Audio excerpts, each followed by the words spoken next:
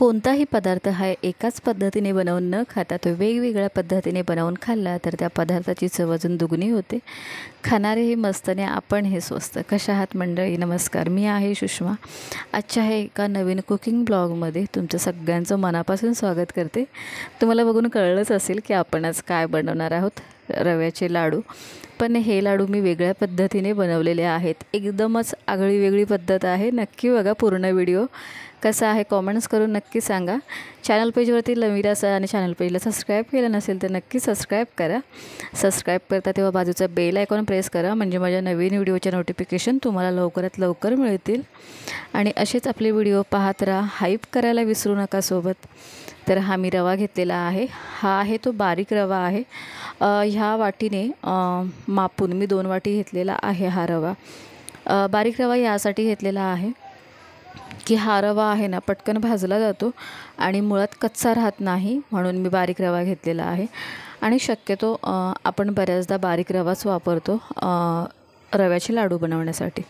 तर हा जो पाक आपण बनवणार आहोत ना, तो फार अप्रतिम पाक बनवणार आहोत। ही मी गावठी केळी घेतलेली आहेत, वेलची पावडर, साखर, ड्रायफ्रूट थोडेसे। आपण आधी ड्रायफ्रूट ह्या घीमध्ये तळून घेणार आहोत, म्हणजे छान ते टेस्टी लागतात। आणि हे मी प्रत्येक पदार्थामध्ये ॲड करताना ड्रायफ्रूट तळूनच घेते घीमध्ये, कारण ते फारच अप्रतिम लागतात आणि मला स्पेशली खूप आवडतात। तर हे तळून घेतल्यानंतर आपण ह्याच घीमध्ये ना छानपैकी केळी, ही जी केळी घेतलेली आहेत मी गावठी केळी, ही केळी आपण बारीक करून ॲड करणार आहोत आणि ती छान अशी फ्राय करून घेणार आहोत। 2 ते 3 मिनटं मीडियम फ्लेमवरती छान फ्राय करून घ्यायचे आहेत।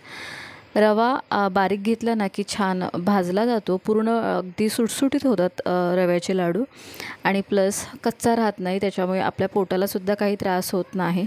नाहीतर बऱ्याचदा असं होतं की रवा जर कच्चा राहिला ना तर आपण खाल्ल्यानंतर मग आपल्याला त्रास होतो।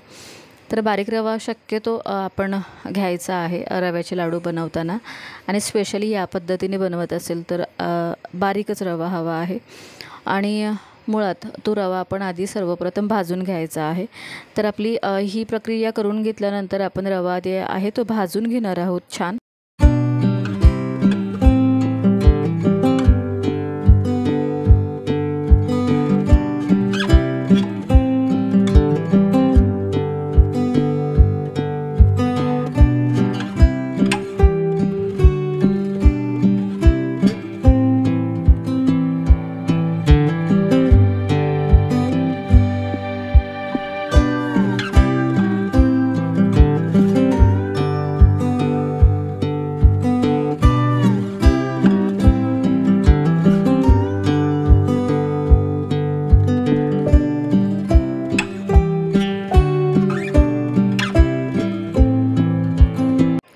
केळी छान मेल्ट झाल्यानंतर आपण याच्यामध्ये साखर ॲड केली आणि ती साखरसुद्धा छान मेल्ट करून घेतलेली आहे।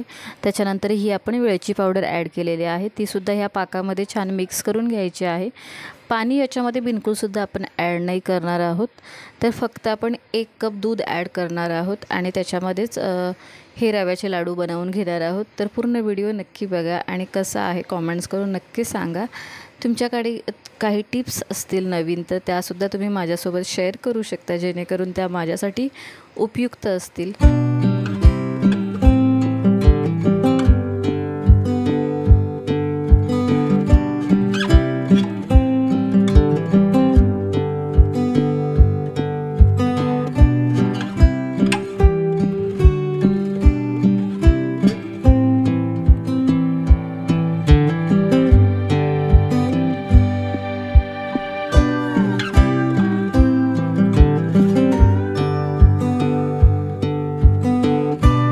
हा रवा आपण छानपैकी भाजून घेतलेला आहे 3 ते 4 मिनटं मीडियम स्लो फ्लेमवरती एकदम खुरपूस असं भाजून घेतलेलं आहे। सुंदर असं छान सुगंध दरवळायला लागलं ना रव्याचं की मग गॅस बंद करून घ्यायचा, पण भाजताना तो सतत परतत राहायचा आहे पलित्याने, नाहीतर करपतो। आणि नंतर या पाकामध्ये आपण हा रवा मिक्स केलेला आहे।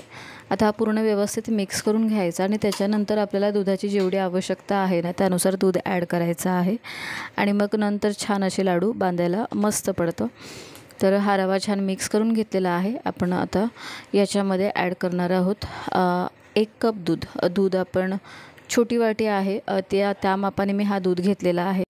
दूध ॲड केल्यानंतर छानपैकी सर्व दूध छान मिक्स करून घ्यायचं आहे आणि एक 2 ते 3 मिनटं छान वाफवून घ्यायचं आहे झाकण ठेवून। त्याच्यानंतर हे जे लाडू आहेत ना ते बांधण्यासाठी हा रवा पूर्ण थंड झालेला पाहिजे, म्हणजे हा बॅटर पूर्ण थंड झाल्यानंतर लाडू आपण बांधून घेणार आहोत। आणि तुम्ही बघितलं असाल घी आपण फार कमी घेतला होता, तर घी वरून थोडासा ॲड करायचा आहे दूध ॲड करून झाल्यानंतर, आणि हा घी छान मिक्स करून घ्यायचा आणि एक 2-3 मिनटं स्लो फ्लेमवरती वाफवून घ्यायचं। आणि मग त्याच्यानंतर हे बॅटर थंड झाले की छान मस्तपैकी लाडू असे बांधून घ्यायचे। फार अप्रतिम असे लाडू बनतात आणि या पद्धतीने मी बनवलेले आहेत। तर तुम्ही व्हिडिओ बघताय म्हणून मी बनवत आहे। So thank you so much everyone. Comments करून नक्की सांगा व्हिडिओ कसा आहे तो, आणि चॅनल पेजवरती नवीन असाल तर सबस्क्राईब करायला विसरू नका। सबस्क्राईब करता तेव्हा हाईपसुद्धा करा आणि असेच आपले नवीन नवीन व्हिडिओ पाहत राहा। Thank you so much.